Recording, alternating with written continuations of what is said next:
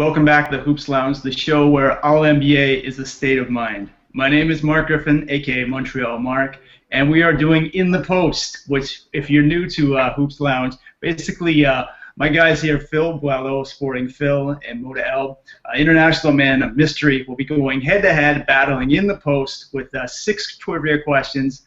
They've never seen the questions before. And what I'm doing, basically playing referee here, I've got a 24-second shot clock for each question. They get to respond, and we'll pick a winner at the end. So we're doing an All-NBA edition 2014 right now, and we're just going to dive into this. Okay, so Phil, you get question number 1. So Chris Paul was injured quite a bit this year. Did you expect him to be number 1 first-team All-NBA, or do you think someone like John Wall should have been there instead? No, I think there's too big of a gap. I mean, if we're going to talk about guys, maybe Tony Parker-esque, but like the two biggest guys, like Westbrook and Paul, both missed massive time. And I think when he was there, he was so instrumental that all those other guys were good, but you know, like you may have made a case for a guy like Lowry, how much he meant for his team in that case, but I think the big names always make it. Like I think it's rare for a feel-good story to make a first-team All-NBA, so I'm not really surprised. I mean, we've seen Kobe miss a bunch of games. My buzzer's not working yet. I think the air conditioning's not working in here. I'm cramping up. It hurts. It hurts. Moda, I'll throw it back to you. CP. I think John Wall deserved it a lot more than Chris Paul. I mean, Chris Paul is definitely the better player, the better athlete, the better talent. But John Wall this year was just phenomenal. Even though I'm not really a big supporter of him, and I think he would have made at least the second or third team, or maybe put Steph Curry up, because Chris Paul played a little bit less games. Okay, so I feel like it's the Raptors-Nets game where I have to yell horn at the end when the 24-second shot goes working. Moda, I'm going to throw question number 2 to you. Steph Curry theoretically meant more to his team than James Harden. Did you want him to be first-team All-NBA? Oh, definitely. There's no doubt about it. I think Steph Curry should have been in the first team, and James Harden would have been second. I mean, he was definitely the heart and soul of the team, and obviously also you have someone like Andre Iguodala who made the all-defensive team, but Steph Curry he made his team better, and James Harden had a lot of backup. Phil, Steph Curry? I think I was the same thing. Obviously, this is my question. I think both players are pretty terrible on defense. So when you're comparing offense, Steph Curry's a better passer, he's a better shooter, and he plays his position, I feel, a little bit better. No diss on James Harden, but I think Steph Curry meant more exactly. Look, Harden had Dwight Howard and emerging Terrence Jones, Chandler Parsons. I think Curry had to do more on his own. And when Curry wasn't on, they'd lose. And Harden could afford to have some bad games. So I think Curry meant more, and he should have been, to your point, number 1 point guard instead of John Wall. Phil, question number 3. You are a longtime fan of the Unibrow, Anthony Davis. Yeah, my man. Did he deserve to be on the top 15 in the league? 15, I'd say yes, because obviously wins don't count. Kevin Love made a second team. So I think he meant so much in the defensive end. I mean, I prefer him over Kevin Love because everything he brings on defensive end. So I think he definitely does. It's tough to say against him because they keep putting in centers. I hate how they do this in the first team. They'll put in centers, but they won't do it for all-stars. It's tough to say who you'd pick him over, but yeah, I would. Moda, Unibrow. I think definitely Anthony Davis should have been there. Probably not the first team or second team, but definitely the third team, and bump up LaMarcus Aldrige because it's just Kevin Love. Yes, he's probably. I think one of those, when they vote for these teams, I think it's a lot of how popular they are among them. So that's why they put them there. It's not about basically their stats or their performance.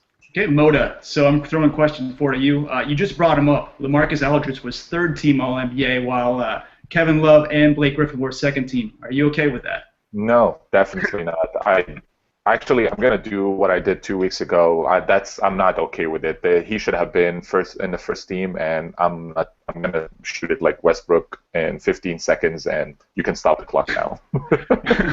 Phil, LaMarcus. Well, unlike Russell Westbrook, I think he actually made the right decision here. I think he actually means so much. I don't know. First team, it's a little tough because if you're playing with centers, I mean, he would have to take away James or Durant on that first team a little tough, but I would definitely put him over Love. I like him over Griffin more. I think there's more help. Like if it wasn't for him, Robin Lopez is going to fix that front court. I think he meant way too much, and to me, he was the most unstoppable low post player in the league this year. Phil, question number 5. Boogie Cousins got one first-team All-NBA vote. Did you want him being in the top 15? Top 15, that's tough because to me that's that Kevin Love factor. Like he's a really good player, and if I had to start a team, him and Unibrow would be my front court. I think no because it didn't translate into wins. Although that's the same argument against Love. It's so tough. It's such a deep front court. I'll say third team over Al Jefferson. I would have taken him, kind of thing. Moda, Boogie. What? Over Al Jefferson? Are you? Never mind. I mean, we're talking about Boogie Cousins here. We're not talking about LaMarcus Aldrige or, I don't know, you can put Paul Millsap in there. You know, it's over Boogie? Over really? Boogie. Yes, definitely over Boogie. Yeah, I mean, he's definitely a great player. He improved a lot, but I wouldn't put him over Al Jefferson. He's probably a top 25, not a top 15. Okay, Moda, so our sixth and final question of In the Post today, our All-NBA edition. Going to you first with this one. DeMar Derozan had double the amount of votes as Kyle Lowry. Is this justifiable? Yes, I think it's justifiable. I think Kyle Lowry brought in a lot of help for the Toronto, but DeMar Derozan, he was the guy who was always with Toronto. But also looking at the last Kyle Lowry play against Brooklyn, that was probably the factor that he got less votes than DeMar Derozan, where he took the ball and he just didn't refuse to pass it. Phil, you got the final say. Lowry? Absolutely do not agree at all. I think Lowry, not only, look, he took the last shot, but he was the one guy who had the cojones to take those shots. I think he alone gave DeMar the confidence to show him an alpha dog who wasn't just jacking it up from 40 like Rudy Gay.